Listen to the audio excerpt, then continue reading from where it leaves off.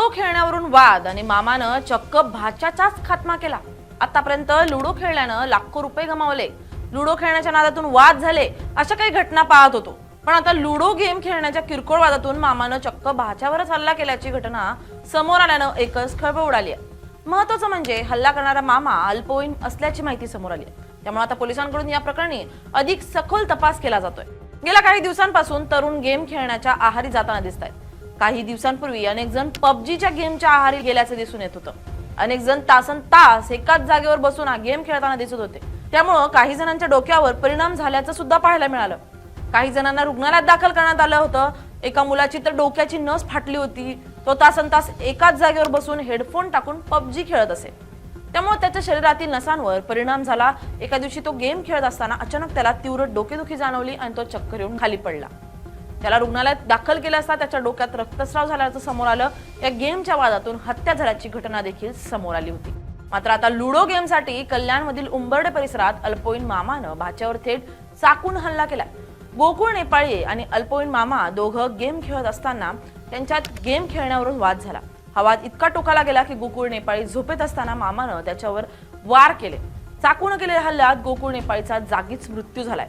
खडकपाडा पोलिसांनी घटनेची माहिती मिळताच घटनास्थळी धाव घेतली। अल्पवयीन आरोपीला ताब्यात घेतलंय। या घटनेवरून तरुण गेम खेळण्याच्या किती आहारी गेल्याचं दिसून येतंय। केवळ गेम खेळताना वाद झाल्यानं झोपलेल्या भाच्यावर थेट मामानं चाकू हल्ला केलाय।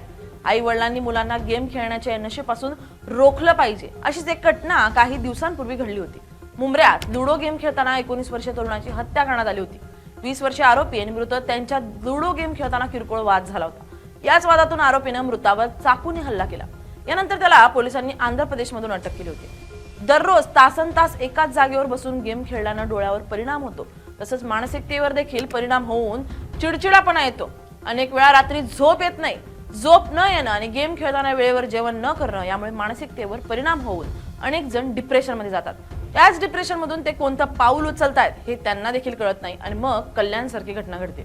एका सर्वेक्षणानुसार भारतातील जवळपास 40% तरुण दिवसातील 5 ते 7 तास मोबाईल गेम्सवर घालवत आहेत। यामध्ये केवळ मनोरंजनाचा भाग नसून पैशांची जुगार आणि वर्चस्वाची लढाई देखील सामील झाली आहे। अनेक जण गेम खेळताना त्यावर पैसे लावतात किंवा पैसे लावून लुडो गेम खेळतात। याच पैशावरून वाद होतो आणि त्यावरून हत्येसारख्या घटना घडतात। कल्याणमधील घटनेत देखील पैशाचं काही कारण होतं का? गेम खेळण्यावरून हा वाद झाला की यामागे दुसरं काही कारण होतं? असे अनेक प्रश्न निर्माण झाले आहेत। भारतात गेम खेळण्यावर मर्यादा आणल्या पाहिजेत। काही मिनिटं गेम खेळल्यानंतर गेम आपोआप बंद व्हायला पाहिजे, अशी मागणी होती। Bureau report LS Marathi.